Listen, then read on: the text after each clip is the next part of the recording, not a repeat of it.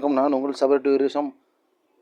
11வது வரலாறு அலகு 3 பிரதேச முடிரசுகளின் தோற்றமும் புதிய மதப்பிரிவுகளின் உருவாக்கமும்.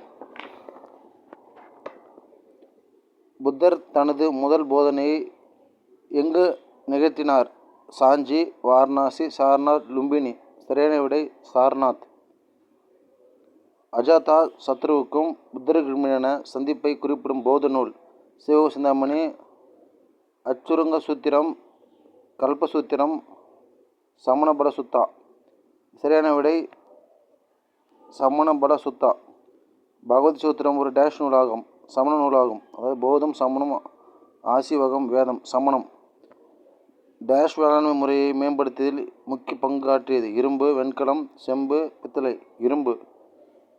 பாருங்கள், முக்கியமான கொஸ்டின் பாருங்கள். யாராவது இந்த வீடியோ பிடிச்ச மாதிரி லைக் பண்ணுங்கள், ஷேர் பண்ணுங்கள், சப்ஸ்கிரைப் பண்ணுங்கள். நம்ம சேனல் சபரி டூரிஸ்ட் 1995.